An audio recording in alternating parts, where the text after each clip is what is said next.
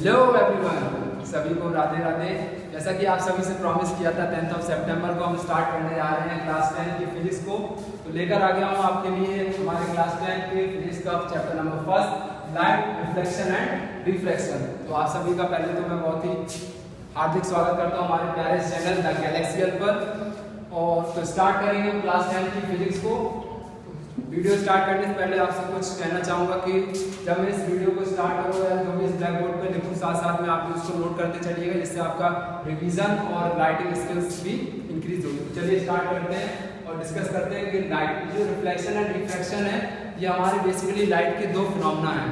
ऐसे आपको और भी फिनोमेना देखने को मिलेंगे हमारे हायर क्लासेस में, जैसे कि डिफ्रैक्शन हो गया, इंटरफेरेंस हो गया, पोलराइजेशन, बट हम ये पढ़ेंगे अपने क्लास 12 में। ओके, तो अभी हमारे पास बेसिकली दो फिनोमेना है लाइट के, रिफ्लेक्शन एंड रिफ्रैक्शन। तो फर्स्टली हम डिस्कस करते हैं कि light, what is the light. तो जैसे कि हम डेली एग्जांपल से ले लेते हैं, सपोज करिए आप एक रूम में हैं, और आप क्या है, आपके रूम में कई सारे ऑब्जेक्ट्स रखे हुए हैं। ओके, तो आपको जब आप रूम में लाइट ऑन करते हैं तो आपको ऑब्जेक्ट्स विजिबल होने लगते हैं। बट सपोज करिए कि आप at the time of night when there all dark, तो लाइट को जब आप क्लोज कर देंगे तो होगा क्या कि जो भी आपके ऑब्जेक्ट्स हैं वो आपको विजिबल नहीं होते इजीली।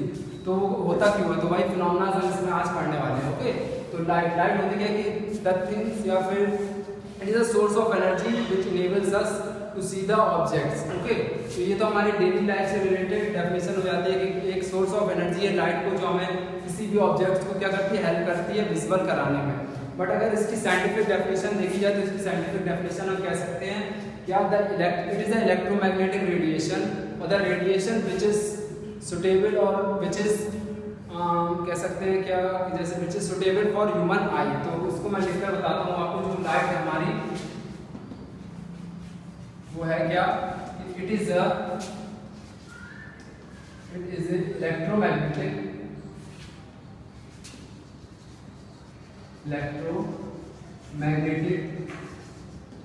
रेडिएशन, साथ साथ में नोट करते चलिएगा। इट इज इलेक्ट्रोमैग्नेटिक रेडिएशन और द रेडिएशन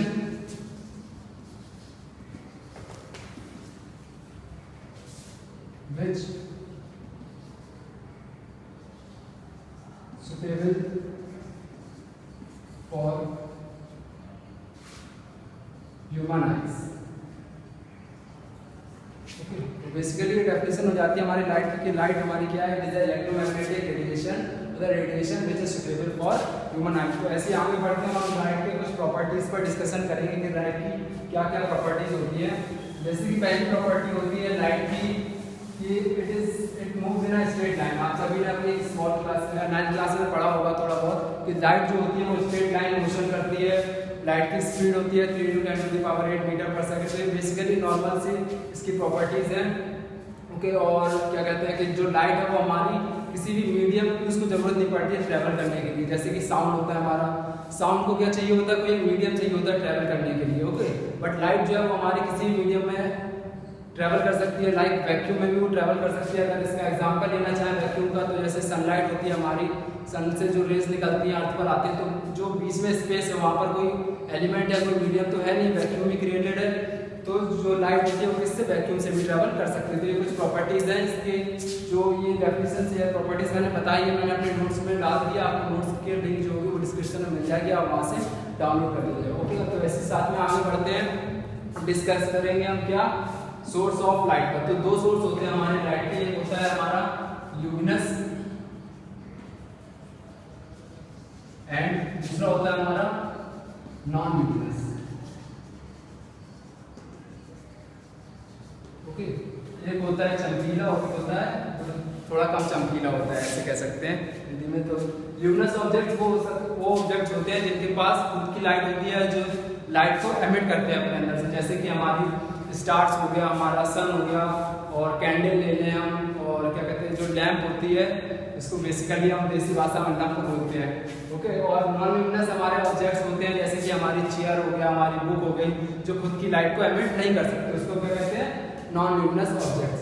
और इसमें थोड़ा सा रिलेटेड है मीडियम से, कि मतलब जैसे कि आप लोगों ने अपने स्मॉल क्लास में ऑलरेडी पढ़ रखा होगा कि जो मीडियम होते हैं वो 3 तरीके के होते हैं। एक होता है हमारा क्या, ट्रांसपेरेंट मीडियम, एक होता है translucent and third one is opaque medium. Okay, तो जैसे कि ट्रांसलूसेंट मीडियम क्या होता है कि जिससे हमारी लाइट इनिशियली पास तो होती है बट उसकी जो फ्रीक्वेंसी होती है, जो उसकी क्या कहते हैं क्षमता होती है, वो कम हो जाती है। और साथ ही में जो ट्रांसपेरेंट मीडियम होता है उससे क्या होता है कि जो लाइट पास होगी वो आपको एकदम क्लियरली विजिबल होगी। और ओपेक से क्या होगा कि हमारा जो लाइट होती है वो एक मतलब उस पार्टिकल को या उस सिस्टम को क्रॉस नहीं कर पाती। जैसे कि मैं आपको एग्जांपल देता हूँ, देखते हैं हम अपना जैसे कि आपको इसकी फ्लैश लाइट दिख रही होगी, तो जो फ्लैश लाइट है आपको क्लियरली विजिबल हो रही है, बट आप कहोगे सर इसके बीच में तो कोई मीडियम नहीं है। मीडियम है कौन सा? एयर का। एयर भी हमारा क्या है? एक मीडियम है। तो उस मीडियम से विजिबली हो रही है, क्लियरली विजिबल हो रही है, तो वो हमारा कैसा होगा? Transparent medium.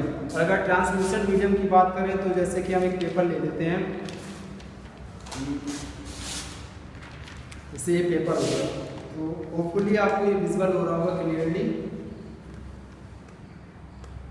थोड़ा क्लियरली विजिबल हो रहा होगा। देखिए ये इसको हम कहेंगे ट्रांसलूसेंट क्या मीडियम, जिससे लाइट निकल तो रही है बट इसकी डेंसिटी है, इसकी फ्रिक्वेंसी कैसी हो गई है? कम हो गई है। और अगर ओपेक की बात करें तो ये कॉपी ले लो जिससे मैंने अभी पेज फाड़ा है, बुक होगा इसको। जैसे कि ये हो गया हमारा ओपेक मीडियम। ओके, तो इससे क्या हो, आपको लाइट बिल्कुल भी विजिबल नहीं हो रही। और इस सर ये क्या जादू? नहीं, जादू नहीं है, फिजिक्स। तो फिर आगे बढ़ते हैं इसी के साथ को, और हम डिस्कस करेंगे अपने किसके ऊपर। अब ये तो हो गया हमारा लाइट से रिलेटेड, इससे ज़्यादा कुछ अपने लाइट से है नहीं। तो अब हम अपने पहले टॉपिक पे जाएंगे, रिफ्लेक्शन। रिफ्लेक्शन होता क्या है और इसमें क्या क्या हम पढ़ेंगे। तो रिफ्लेक्शन बेसिकली क्या होता है, जैसे कि आप सपोज करिए आपके पास एक बॉल है, कौन सी कॉस्को वाली जिससे क्रिकेट खेलते हो, मैंने बहुत खेला है। जैसे कि हमारे पास एक बॉल है रबर की, अगर उसको हम किसी भी बॉल पर या किसी फ्लोर पर स्ट्राइक करते हैं तो वो बाउंस बैक हमारे पास आता है। तो ऐसी फिनोमेना कुछ लाइट का होता है क्या, जब वो भी किसी सरफेस पर स्ट्राइक करती है तो वो क्या होती है, अपने उसी मीडियम में या किसी दूसरे अपने उसी मीडियम में रिफ्लेक्ट होकर जब वो वापस आती है तो उसको हम क्या कहते हैं? Reflection of light. तो बेसिकली इसकी डेफिनेशन हम कह सकते हैं क्या कि the bouncing back of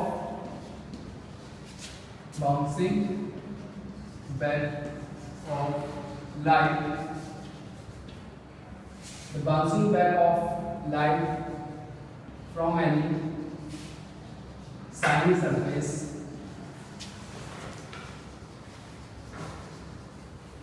is known as reflection. Is known as reflection. Okay, is known as reflection or reflection of light. तो किसी भी लाइट का उसके मीडियम में वापस आ जाना वो क्या रहता है? Reflection of light. अब यहाँ पर जो सरफेस की बात हो रही है, शाइनी सरफेस, सरफेस में हमारे पास दो तरीके के होते हैं, एक होता है हमारा स्मूथ सरफेस और एक होता है हमारा रफ सरफेस। तो होता क्या है बेसिकली, रफ सरफेस हम उसको कहेंगे जिस पर लाइट जब इमिट होती है, यानी कि जब लाइट स्ट्राइक करती है तो वो कई डायरेक्शन में बढ़ जाती है। मतलब होता क्या, जैसे कोई भी एक रफ सरफेस है, सपोज करिए आप कोई भी एक रोड है जैसे हमारी, इस पर आप कोई लाइट स्ट्राइक करते हैं, जब वो स्ट्राइक करते हैं तो अलग अलग डायरेक्शन में भगने लगती है। ओके, और ऐसे बेसिकली कोई एक शाइनी सरफेस है हमारा, कोई स्मूथ सरफेस है, जब आप उस पर क्या करेंगे, लाइट स्ट्राइक करेंगे, एमिट करेंगे, तो वो एक यूनिडायरेक्शनल होती है। मतलब उसमें आपको क्लियरली विजिबल होगा कि लाइट किस डायरेक्शन में मूव कर रही है। ओके, तो शाइनी सरफेस में जैसे हम एग्जांपल दे सकते हैं, हमारे मिरर का हो गया, हमारे एल्यूमिनियम का हो गया, हमारी स्टील हो गई। और रफ सरफेस में आपके कोई भी अलग जैसे बुक हो गई, हमारी डेस्क हो गई या चेयर हो गई, ऐसे कई सारे एग्जाम्पल हो सकते हैं इसके सरफेस के। ओके, तो जैसे हम कहें सबसे बढ़िया सरफेस होता है हमारा मिरर। जैसे कि मैं आपको एक एग्जांपल देता हूँ, मेरे पास कुछ आइटम है मिरर, जैसे कि हमारे पास एक ये लेजर लाइट है, ये आपको दिख रहा होगा क्लियरली। जैसे कि हमारा ये मिरर है, ओके, अगर मैं इस पर रिफ्लेक्ट करता हूँ इस डायरेक्शन में, तो होपफुली आपको बोर्ड पर रिफ्लेक्शन दिखाई दे रहा होगा क्लियरली। ओके, तो ये जो हमारा मिरर है, ये बेस्ट एग्जांपल है हमारे शाइनी सरफेस का।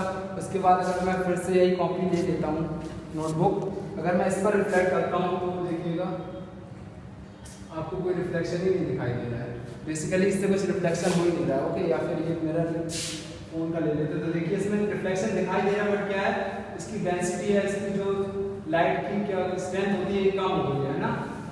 तो इसमें क्या कह सकते हैं कि जो मिरर है हमारा एक बेस्ट एग्जांपल है हमारे किसके, शाइनी सरफेस का या स्मूथ सरफेस का। तो ये तो हो गया हमारा रिफ्लेक्शन, रिफ्लेक्शन होता क्या है। तो हम आगे डिस्कस करेंगे इसके कुछ लॉज है जो कि आप सभी ने क्लास 9 में थोड़ा बहुत पढ़ा होगा।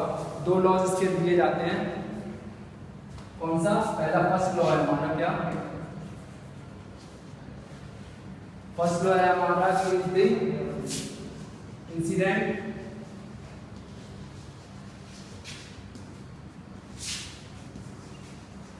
normal at the point of incidence at the point of incidence. Okay,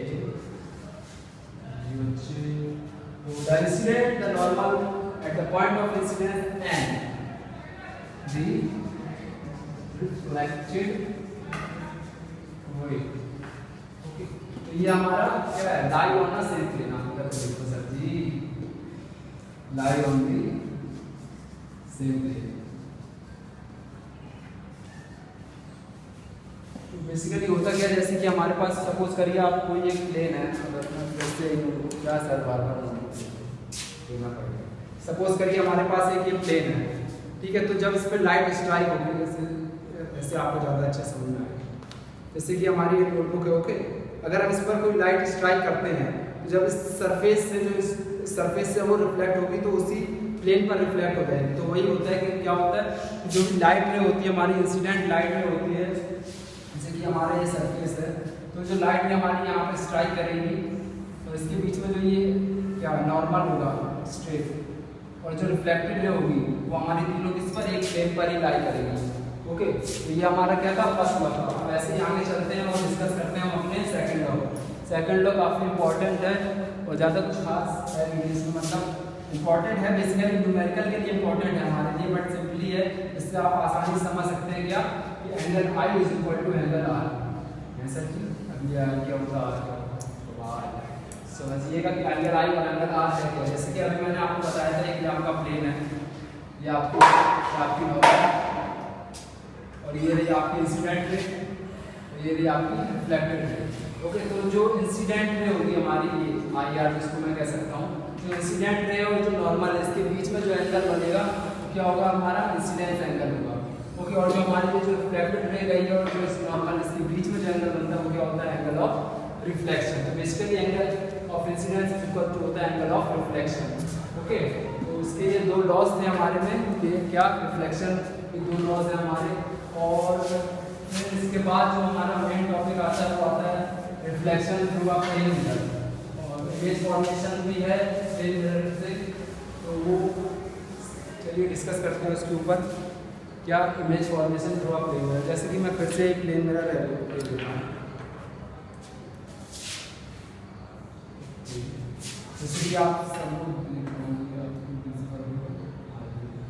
इसलिए मैंने लाइट से इस पर क्या करी, एक प्लेन मिरर इसमें इंसिडेंट कर दिया, देखिए रिफ्लेक्ट हो रही है, ठीक है। इसमें अब बीच में मैं नॉर्मल तो नहीं लगा सकता, मेरे 2 ही आंख हैं, ठीक है।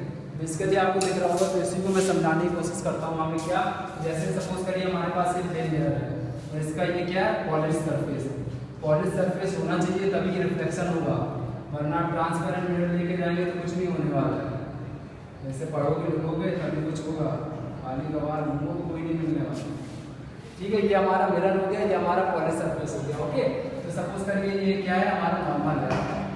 ओके, जब इस पर आपने लाइट क्या करी, इंसिडेंट है, ये आपकी इंसिडेंट रे आ रही है, कोई सोर्स है आपके पास, सपोज करिए सन है, सूरज चाचा बस रहे हो, तो ये हमारी क्या हो गई, इंसिडेंट रे हो गई, ठीक है। और जो इससे स्ट्राइक बैक करेगी वो क्या होगी हमारी, तो ये जो लाइट रे स्ट्राइक बैक करेगी हमारी क्या होगी, रिफ्लेक्टेड रे होगी। आर आर ट्रिपल आर नहीं है, ये आर आर हो जाओगे, तो ये क्या हो गया हमारा एंगल ऑफ रिफ्लेक्शन, और ये हो गया हमारा एंगल ऑफ इंसिडेंट। तो जो इमेज फॉर्मेशन होता है हमारे प्लेन मिरर से वो क्या होता है, सपोज करिए आप मिरर के सामने खड़े हैं, बात बढ़िया किसी का बुलावा आया, सर लग रहे हैं, तो आप एक प्लेन मिरर के सामने खड़े हुए हैं। जब आप अपने राइट हैंड को करेंगे, क्या करेंगे, मिरर उठाएंगे, तो आपको क्या होगा, प्लेन मिरर में आपको लेफ्ट हैंड दिखाई देगा। वो होता क्या है, बेसिकली उसका फिनोमेना होता है कि जो प्लेन मिरर होता है वो हमारी जो इमेज होती है उसको इरेक्ट कर देता है, और साथ ही साथ में वो वर्चुअल इमेज को फॉर्म करता है। इरेक्ट मतलब क्या होता है सर जी, इरेक्ट मतलब होता है उल्टा, जैसे कहीं वर्चुअल में उल्टा बनाया गया उल्टे हो गए। तो इससे ही क्या होता है कि हमारे दो फिनोमेना होते हैं प्लेन मिरर के, एक तो ये इमेज को इरेक्ट कर देता है, दूसरा क्या होता है ये वर्चुअल इमेज फॉर्मेशन करता है। ठीक है, और साथ ही साथ में जो मैंने एग्जांपल दिया था लेफ्ट और राइट का, इसी को हम क्या कहते हैं लेटरल इन्वर्सन कहते हैं। इसमें क्या कहते हैं लेटरल इन्वर्सन। आपके एनसीईआरटी में इसका एग्जांपल भी दिया गया है, इससे आपको एक एनसीईआरटी में एक एग्जांपल भी दिया गया है क्या कि आप एक स्पून लीजिएगा, स्पून का जो कर्व सरफेस होता है और जो बलजबक सरफेस होता है, जो इन्वर्ट सरफेस होता है, उसमें इमेज देखने का कोशिश करिएगा और आपको फिर पता चलेगा कि मतलब किस साइड से आपको इमेज क्लियरली दिख रही है और किस साइड से इरेक्ट हुई है। इसके लिए एग्जांपल दिया गया आपके एनसीईआरटी में। ओके, तो यहाँ पर हमारा ये image formation through plane mirror और इसके कुछ प्रॉपर्टीज खत्म होती है। हम नेक्स्ट क्लास में हम आगे इसमें डिस्कस करेंगे कि image formation by spherical mirror और स्फेरिकल मिरर होता क्या है, स्फेरिकल सरफेसेस के बारे में कुछ जानेंगे और साथ ही साथ हम करेंगे क्या दो मिरर के बारे में पढ़ने वाले हैं जिसमें हम कॉन्वेक्स और कॉन्केव। तो ये हमारा नेक्स्ट क्लास में होगा। तो उस क्लास खत्म करने से पहले आपसे ये कहना चाहूँगा कि ज़्यादा से ज़्यादा इस वीडियो को शेयर करें, अगर आपको पसंद आया हो तो लाइक करें और साथ में कमेंट में भी बताएं कि आपको ये वीडियो कैसा लगा। राधे राधे।